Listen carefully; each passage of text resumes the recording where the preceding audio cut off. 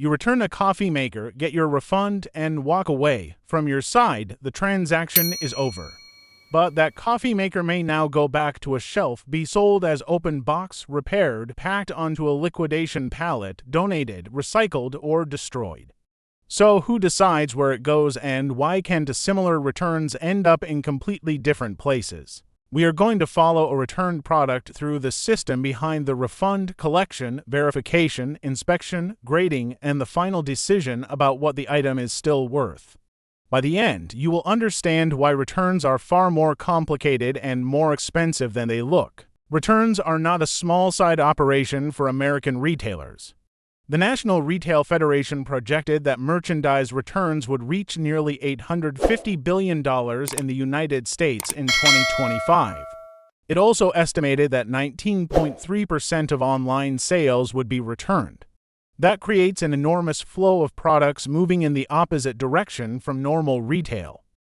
When merchandise moves from a manufacturer or warehouse toward a customer, that is forward logistics. When it moves back after the sale, it enters reverse logistics. The goal is not simply to send the item back to the same shelf.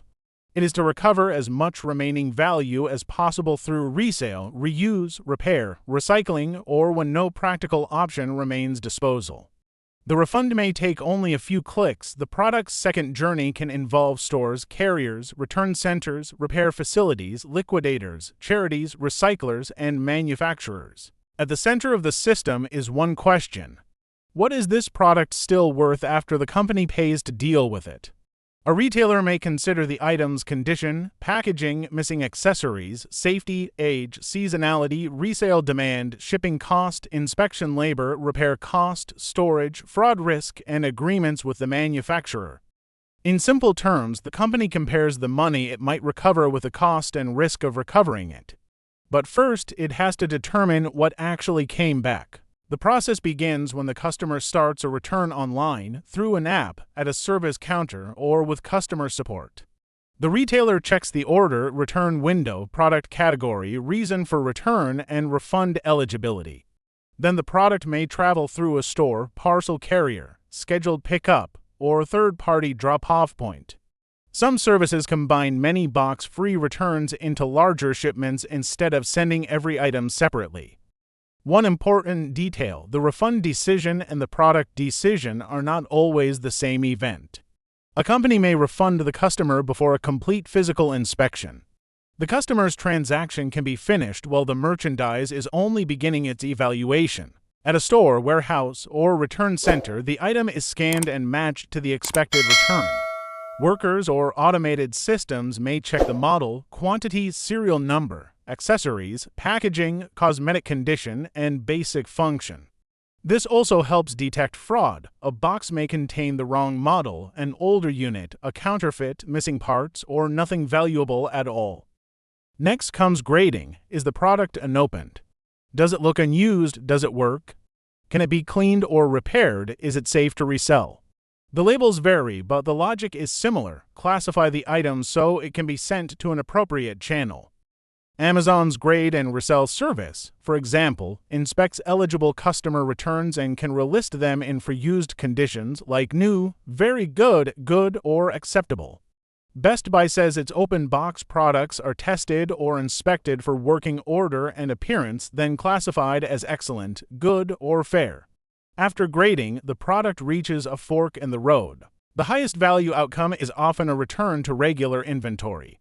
An item may go back into normal stock when it is complete, safe, current, in sufficiently good condition, and allowed to be sold as new under the retailer's rules. But still usable is not enough. It must also be worth the labor and handling required to restock it. If the product works but its package has been opened, damaged, or the item shows minor wear, it may be sold as open box or used. The condition is labeled and the price is reduced. This can recover more money than bulk liquidation while giving customers a discount for accepting imperfect packaging, cosmetic wear, or missing non-essential accessories. A higher value item may be diagnosed, cleaned, repaired, tested, repackaged, and sold as refurbished. But a product can be physically repairable without being economically repairable. A laptop may justify skilled labor and replacement parts, a low-cost kitchen gadget may not. The expected resale price must cover repair, testing, handling, and possible warranty risk. Sometimes the retailer sends the product back to the manufacturer or supplier because of a warranty agreement, defect, recall, vendor credit, brand restriction, or manufacturer-controlled repair program. In that case, the store that accepted the return may not make the final decision. If an item still has value but does not belong in the retailer's normal sales channels, it may enter liquidation. Returned merchandise can be sold individually, by the case, by the pallet, or by the truckload.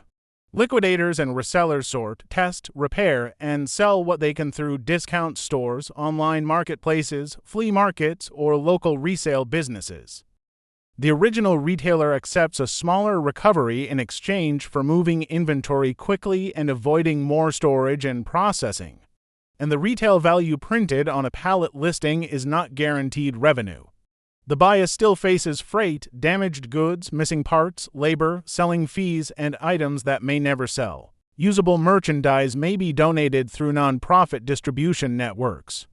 Donation can extend the product's life, but the items still need to be appropriate, sorted, transported, and handled safely. Products that are unsafe, contaminated, recalled, severely damaged, incomplete, or too inexpensive to process may be harvested for parts, recycled, or disposed of. The route depends on the product and available facilities. Electronics, batteries, chemicals, and other regulated items may require specialized handling. And disposal does not always mean sending the entire product directly to a landfill. Some items can first provide usable parts or recoverable materials. This explains one of the strangest parts of the returns business. A cheap item in good condition can be harder to save than an expensive item with a minor defect. Imagine a $15 household product. After shipping, receiving, inspection, cleaning, repackaging, storage, and resale, there may be almost no value left. Now compare it with a $700 laptop. Even after testing, replacing a part, and selling it at a discount, the company may recover enough money to justify the work. Time matters too. Electronics lose value when newer models arrive. Clothing moves out of season. Packaging gets damaged. Storage costs continue. So the real question is not simply, can someone still use this?